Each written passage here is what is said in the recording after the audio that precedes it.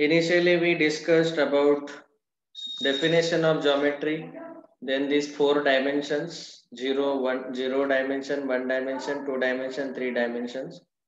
Then we discussed some important definition in that. First we discussed about the point. Of course इनको हम define नहीं कर सकते, लेकिन हमें पता रहना चाहिए point कैसा रहता है, line, देन पॉइंट लाइन को मिक्स करके ये कुछ पॉइंट्स हमने लिखे थे.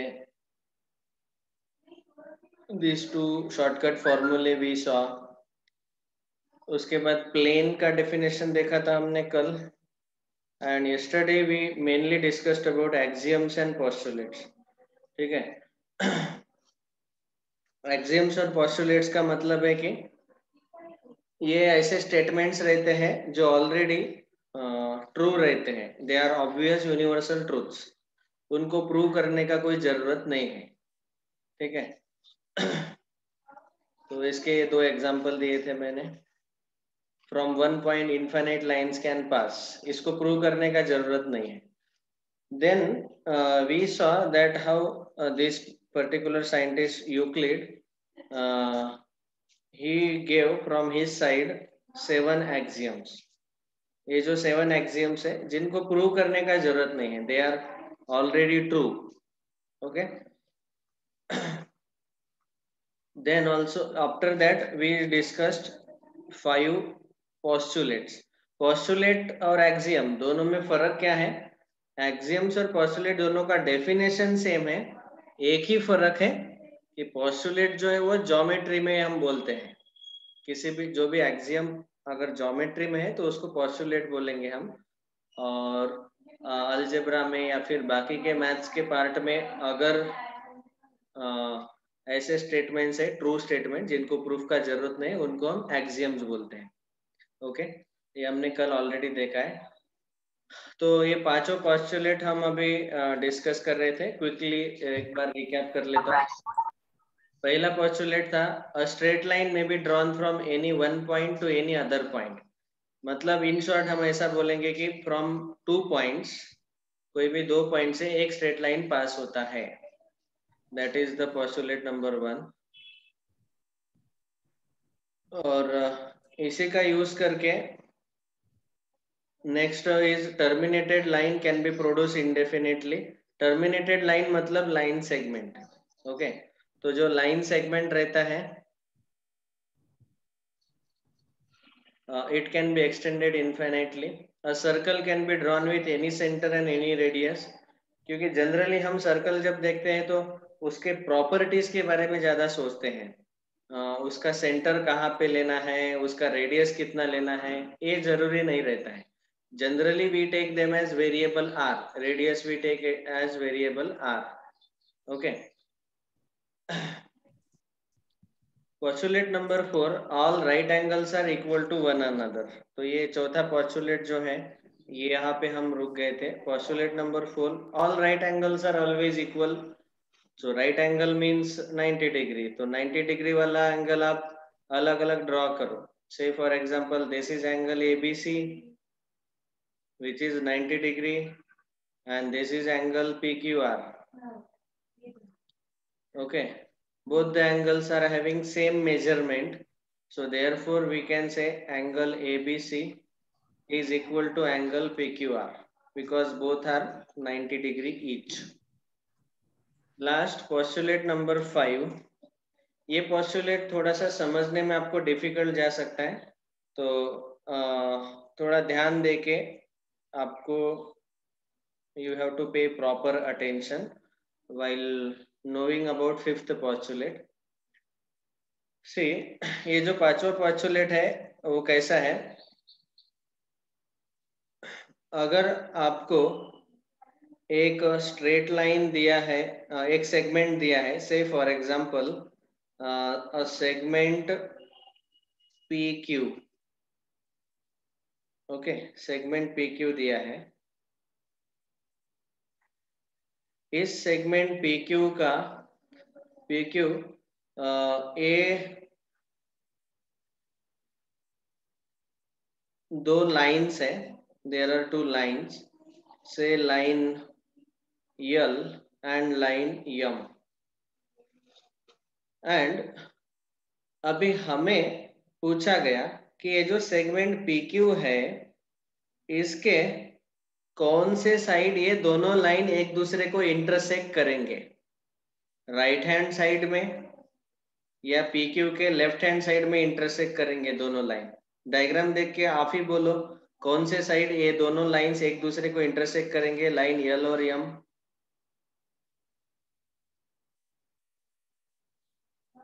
बोलो ना।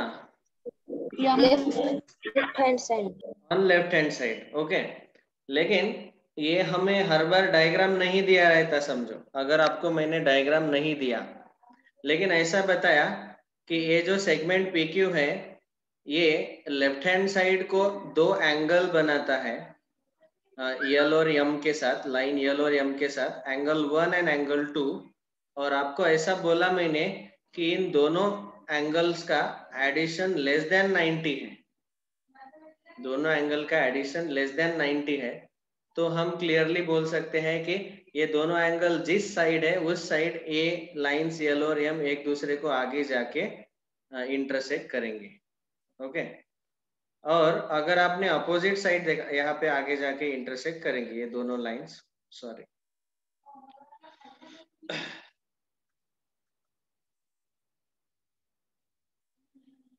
So further if I extend all both these lines they will intersect on left hand side, okay।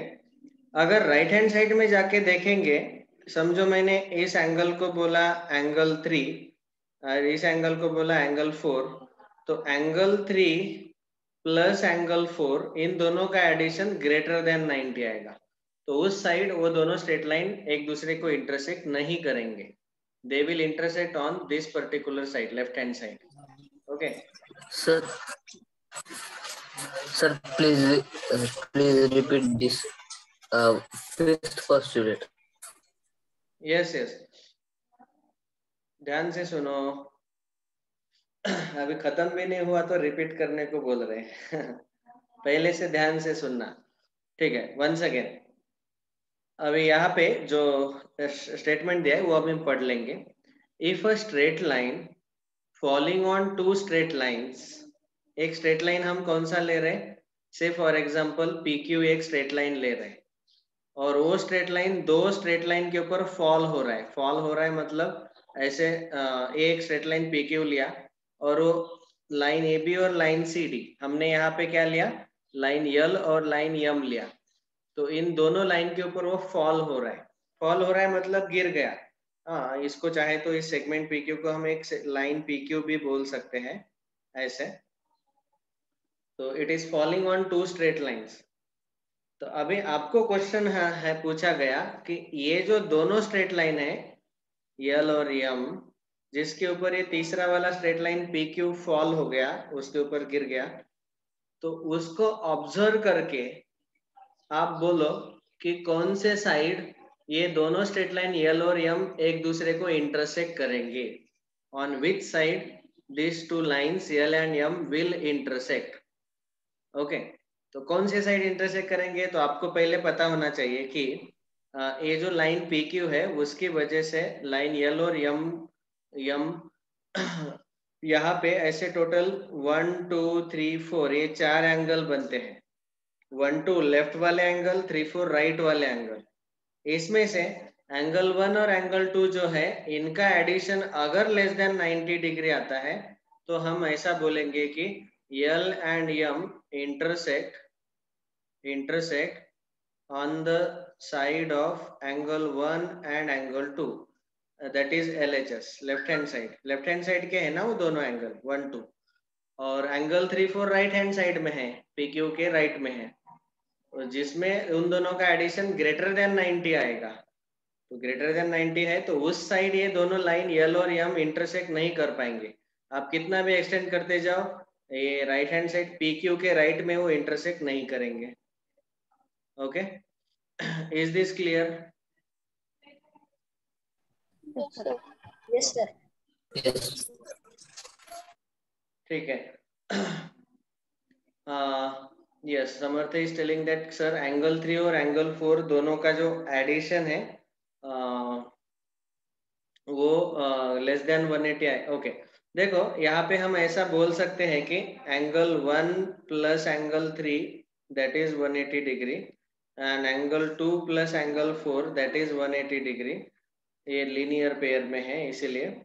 और अभी मुझे इसमें से एंगल 3 और 4 का एडिशन निकालना है। तो इन दोनों को हमने अगर ऐड किया तो angle 1 plus 2 plus angle 3 plus 4 is equal to आपको मिलेगा 360। चारों एंगल का एडिशन 360 और 1 2 का एडिशन जो है वो लेस देन 90 है। तो लेस देन 90 वाला नंबर अगर मैंने 360 से माइनस किया तो एंगल 3 प्लस एंगल 4 जो है 1 प्लस 2 राइट में शिफ्ट करके सब्ट्रैक्ट किया तो वो 180 से भी बड़ा आ सकता है। समर्थ समझ में आया?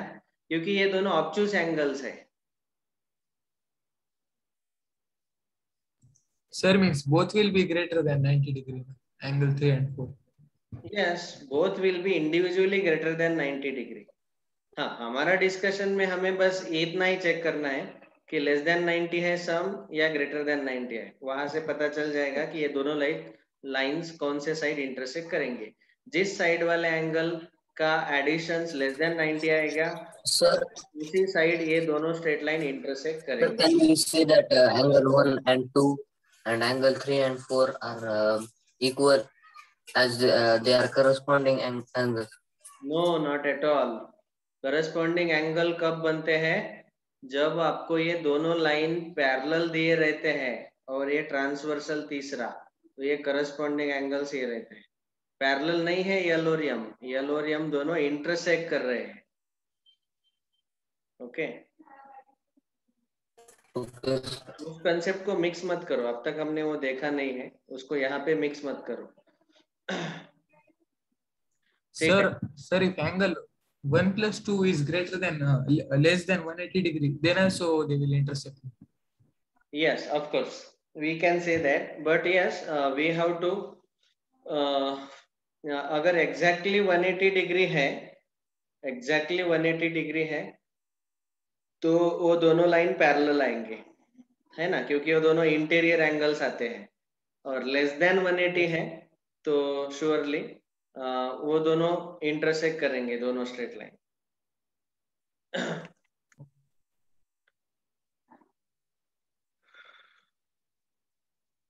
हाँ, यहाँ पे क्या बोला गया?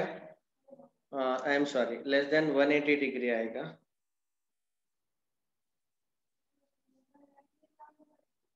Less than 180 degree, I am very sorry. दोनों एंगल का एडिशन लेस देन 180 डिग्री आएगा। और यहाँ पे अगर दोनों एंगल का एडिशन ग्रेटर देन 180 आता है तो फिर उस साइड ये नहीं करेंगे, इंटरसेक्ट नहीं करेंगे। ऑफ कोर्स लेस देन 90 आया तो वो पिछला बोला वो करेक्ट ही था, लेकिन this is perfectly right now. I am very sorry. और ऐसा क्यों? क्योंकि यहाँ पे दो पैरेलल लाइन को जब हम ट्रांसवर्सल लेते हैं तो इन दोनों एंगल का एडिशन ये एग्जैक्टली 180 आता है। इन दोनों का एडिशन एग्जैक्टली 180 आता है। ओके, तो तब क्या होगा, ये दोनों स्ट्रेट लाइन पैरेलल रहेंगे। ओके, इसीलिए 180 से अगर स्मॉलर है दोनों एंगल का एडिशन तो फिर उस साइड इंटरसेक्टिंग लाइंस हमें मिलेंगे, उस साइड दोनों लाइन इंटरसेक्ट करेंगे जिस साइड दोनों एंगल का एडिशन 180 रहता है। ओके, ये था पोस्टुलेट नंबर 5। यहाँ पे मैं ये भूल गया कि यहाँ 2 राइट एंगल्स बोले गए। 2 राइट एंगल्स मतलब 180 degree, not just 1 right angle. अच्छा, ये अभी ये स्टेटमेंट पढ़ के आपको जो मैंने अब तक बताया समझ में आता है कि चेक करो। If a straight line falling on 2 straight lines, a straight line मतलब कौन सा line? PQ। Falling on 2 straight line मतलब कौन से दो स्ट्रेट लाइन पे? यल और यम पे फॉल हो रहा है, straight line PQ। makes the interior angles on the same side of it taken together less than 2 right angles। तो यहाँ पे टोटल 4 इंटीरियर एंगल्स मिलेंगे, 1 2 3 4। तो एक साइड वाले एंगल ऐसे लिए हमने जिनका सम, जिनका एडिशन, टेकन टुगेदर मतलब दोनों का addition is less than two right angles. Two right angles मतलब 180 डिग्री. एक right angle 90 degree, two right angles 180 degree. 180 degree से अगर smaller है, then the two straight lines if produced indefinitely, अगर उनको हमने extend किया, जैसे हमने line L और M को dot dot करके extend किया, तो वो उसी साइड एक दूसरे को intersect करेंगे. On which side? जिस साइड ये जो इंटीरियर एंगल्स है उनका एडिशन लेस देन 180 आ रहा है उस side. So this two lines meet on that side on which the sum of angles is less than two right angles. और जिस साइड इन दोनों एंगल का एडिशन ग्रेटर देन 180 है उस साइड वो इंटरसेक्ट नहीं करेंगे. ये है पांचवा पोस्टुलेट. Have you understood? सबको समझा क्या? Yes, sir. ओके. चलो, तो ये पांचों पोस्टुलेट देखो, मैंने आपको कल बोला था कि ये सारे पोस्टुलेट के स्टेटमेंट्स बुक में देख के लिख लेना. आपने लिखे होंगे.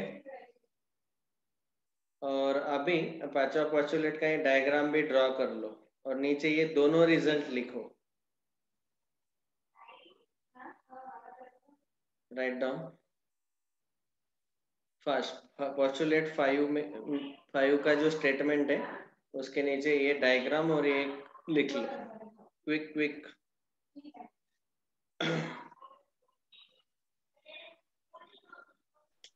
सर इसके पहले आपने कुछ लिखने को दिया था.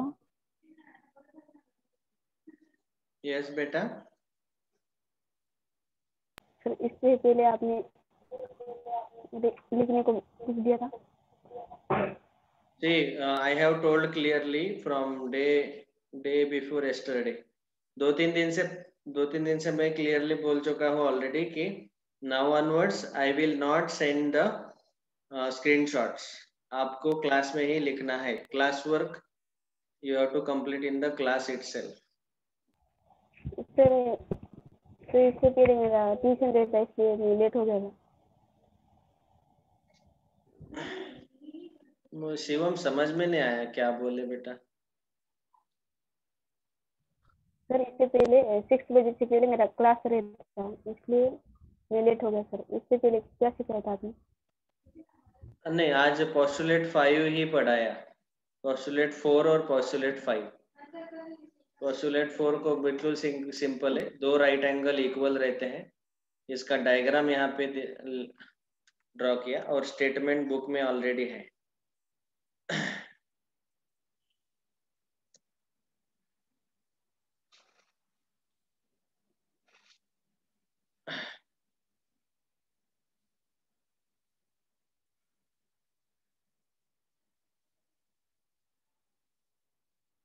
Completed. Free hand sketch draw करो. Yes, sir. ठीक.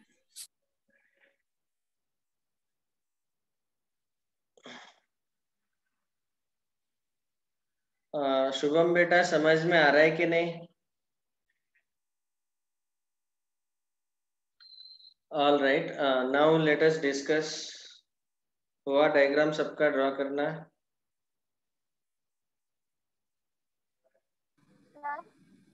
Okay.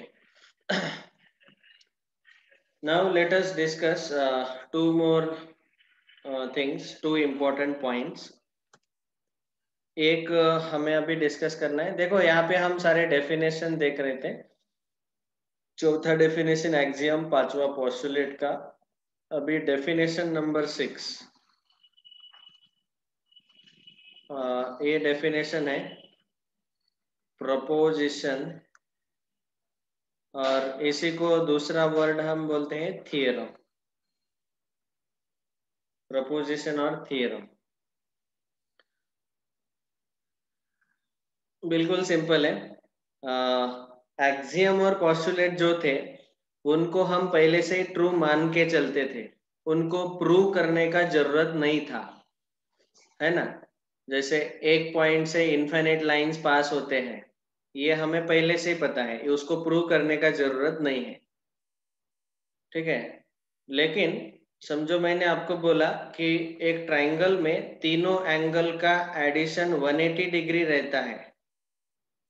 ये एक्चुअली एक्सियम नहीं है, पोस्टुलेट नहीं है, ये एक थ्योरम है जिसको प्रूफ का जरूरत पड़ेगा। ये हमें प्रूव करना है, करना आगे जाके करेंगे, वैसे मैंने बता भी दिया था पिछली बार। तो एंगल 1 2 3 जो है तीनों का एडिशन 180 डिग्री आता है, इसको हमें प्रूव करना पड़ेगा using some basic axioms and theorem. तो प्रोपोजिशन और theorem means what? The statements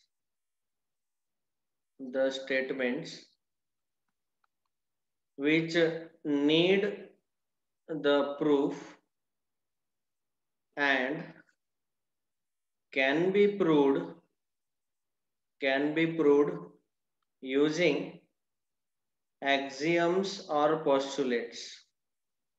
जो हमारे पास axioms और postulates है उनका यूज करके हम जिसको प्रूव करते हैं उस स्टेटमेंट को बोलते हैं the statements which need the proof. सबसे पहले तो उसको प्रूव करना जरूरी है, और कैसे प्रूव करेंगे? जो हमारे बेसिक एक्सियम्स और पोस्टुलेट्स है जो पहले से ही ऑलरेडी हमें पता है।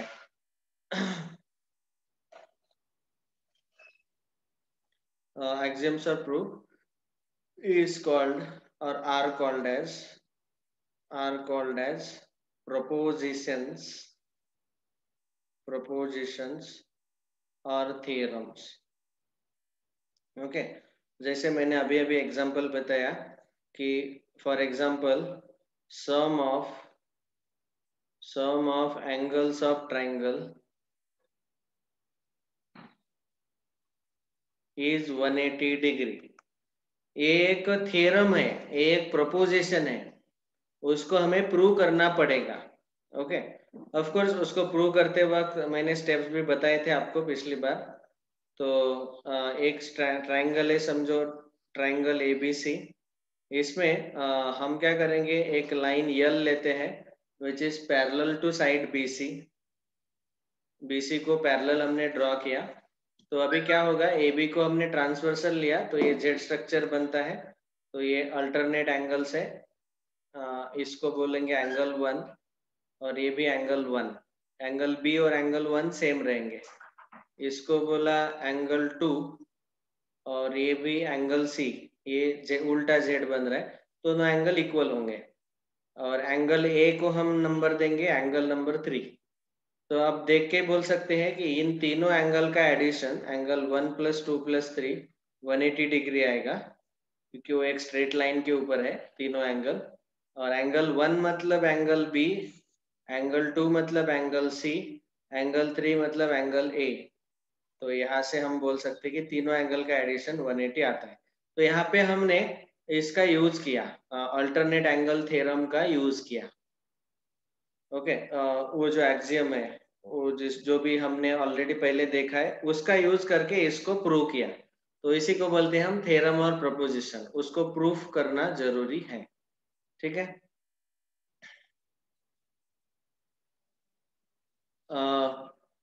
कौशिक, ये जो हम डिस्कस कर रहे हैं NCERT और MTG में कुछ भी फर्क नहीं है, दोनों सेम ही है।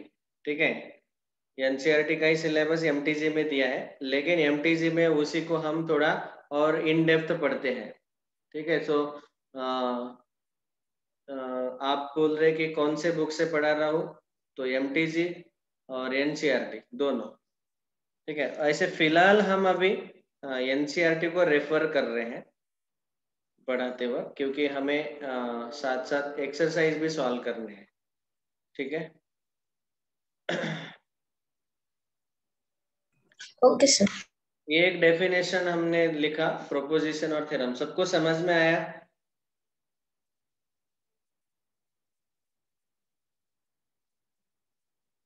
हाँ sir. Okay, yes sir.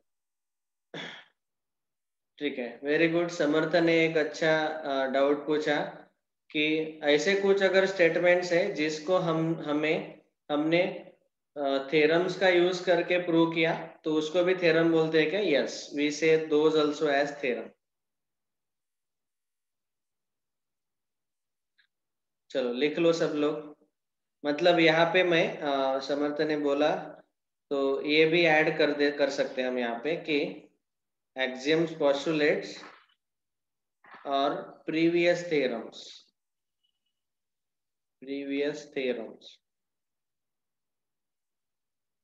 are called as axioms का, पोस्टुलेट का या प्रीवियस थ्योरम का यूज करके जिस स्टेटमेंट को हमने प्रूव किया उसको भी हम थ्योरम ही बोलते हैं।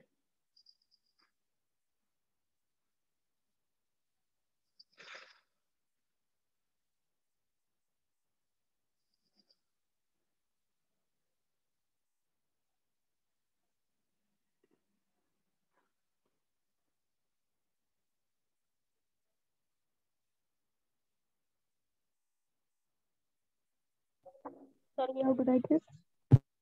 हाँ लिखना है, इसीलिए तो रुक गया मैं। अपना आर्यन दुधाटे, आर्यन बेटा समझ में आ रहा है जो पढ़ाया जा रहा है?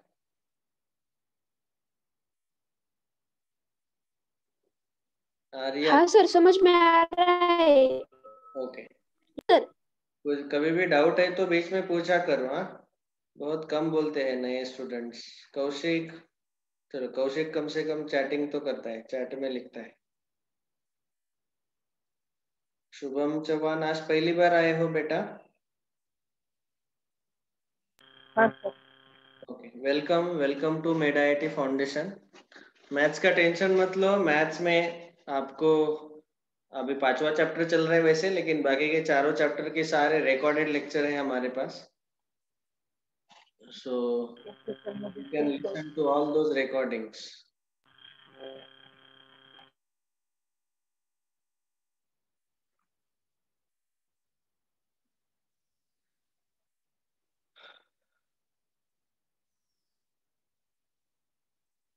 आप में से कोई मराठी मीडियम से है क्या रे? कल कोई तो पूछ रहा था, वैभव पूछ रहा था कि सर मराठी में बोलो।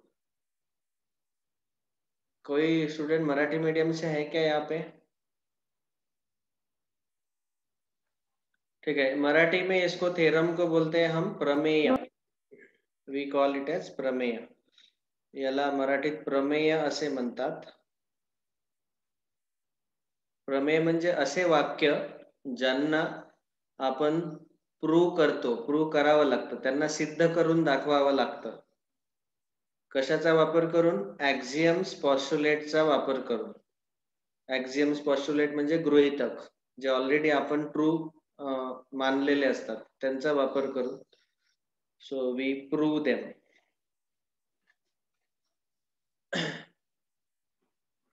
ओके नेक्स्ट हो गया लिख के।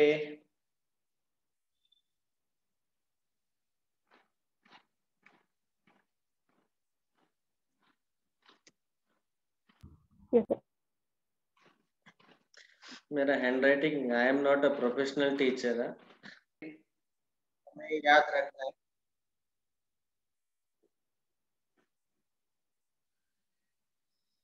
Yes, I have completed my BTech from College of Engineering Pune, COEP।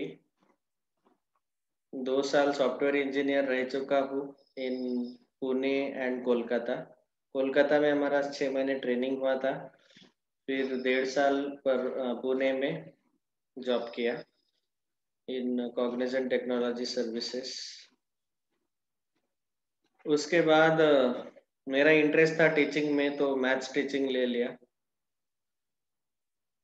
Letter I worked in Pune Mumbai area, फिर अभी परभनी में आया हूँ।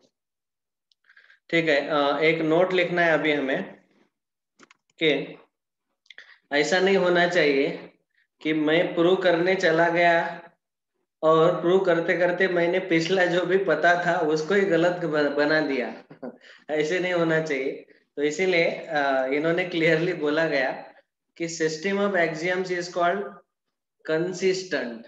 कंसिस्टेंसी का मतलब क्या होता है कि समझो मैंने ये प्रूव किया कि sum of angles of triangle is 180 degree. ठीक है, ये प्रूव कर दिया। तो इसके पहले जो थ्योरम था कि ये दोनों अल्टरनेट एंगल इक्वल रहते हैं, angle 1 equal to angle 1, angle 2 equal to angle 2, ये उसका यूज करके हमने प्रूव किया। फिर वो अल्टरनेट एंगल थ्योरम जो है वो कैसे प्रूव किया हमने, करस्पॉन्डिंग एंगल थ्योरम का यूज करके, करस्पॉन्डिंग एंगल्स का पोस्टुलेट यूज करके। तो ऐसे वो एक के ऊपर एक डिपेंड रहते हैं। अभी ऐसा नहीं होना चाहिए कि आगे जाके आप ऐसे ऐसे चीजें प्रूव करते हैं कि जिससे पिछले वाली चीजें गलत हो जाए, ऐसे नहीं होना चाहिए कभी भी। ओके, सो जो पहले से ही प्रूव कर चुके हैं हम, वो सही रहना ही चाहिए। आगे जाके ऐसे ही थ्योरम्स आएंगे जिसमें प्रूव करते वक्त पीछे वाले थ्योरम जो है वो गलत नहीं होंगे। पीछे वाले एक्सियम्स हो, पोस्टुलेट्स हो या प्रीवियस थ्योरम्स हो, ये कभी भी गलत नहीं आने चाहिए। Okay, so that is the point. System of axioms is called consistent if it is impossible to deduce from this axioms a statement that contradicts any axiom or previously proved statement. मतलब ऐसा axiom हम कभी नहीं लेंगे कि जिसकी वजह से पिछले इसके पहले वाला axiom गलत हो जाए। ओके, या फिर ऐसा एक्सियम जिसकी वजह से अगला एक्सियम गलत हो जाए, ऐसे हम कभी सिस्टम में नहीं लेंगे। ठीक है, नहीं, एंगल 1 इक्वल टू एंगल 2 नहीं है, angle 1 is not equal to angle 2 यहाँ पे। ओके, नोट तो यहाँ पे नोट क्या लिख रहे हैं हम, सिस्टम ऑफ एक्सियम्स। सिस्टम का मतलब क्या है, बहुत सारे एक्सियम, खूब सारी गृहीतके। A system of axioms is called consistent. Consistent मतलब प्रॉपर चल रहा है, सारे एक्सियम बिल्कुल राइट है अपने जगह पे, और कोई पहले एक्सियम के वजह से दूसरा एक्सियम गलत नहीं हो रहा है और दूसरे की वजह से पहला गलत नहीं हो रहा है, दोनों राइट है और दोनों एक दूसरे को सपोर्ट करते हैं, उसको बोलते हैं consistent. System of axioms is called consistent if it is impossible to deduce from these axioms a statement that contradicts any axiom or previously proved statement. उन्होंने उल्टा लिखा, कैसे लिखा देखो, it is impossible to deduce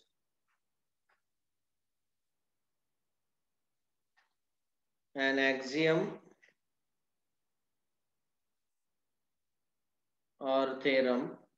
It is impossible to deduce an axiom or statement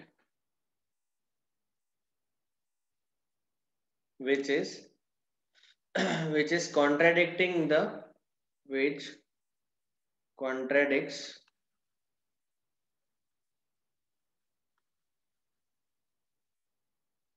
previously proved statements or axioms. Okay.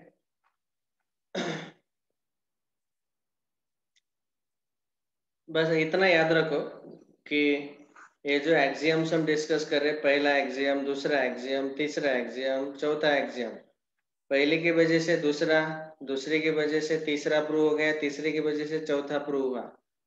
ऐसा नहीं होना चाहिए कि तीसरी की वजह से चौथा तो हम प्रूव कर पाए लेकिन दूसरा उसमें गलत ठहरा दिया प्रूव करते करते कि दूसरा गलत ही कर दिया मैंने मतलब दूसरे का कोई वैल्यू नहीं रहेगा, ऐसे नहीं होना चाहिए।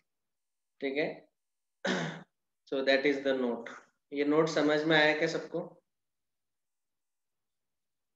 डिड्यूस मतलब पहले से दूसरा, दूसरे से पहला, एक दूसरे को प्रूव करना। To deduce means to prove.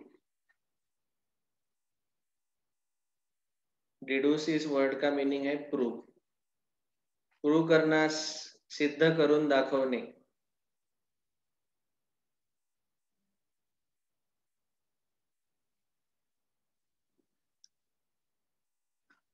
या फिर दूसरा एक बहुत अच्छा वर्ड है डिराइव।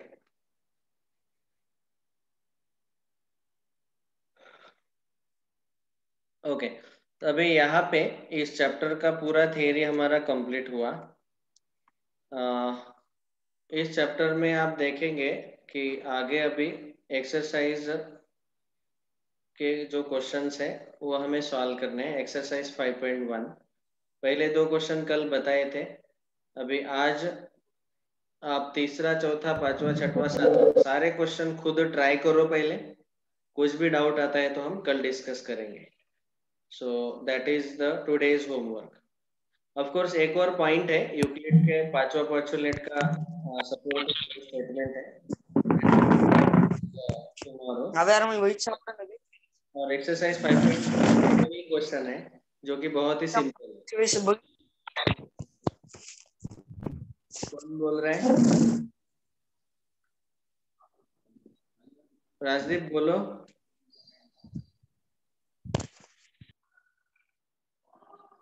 ठीक है, so today's homework is exercise 5.1।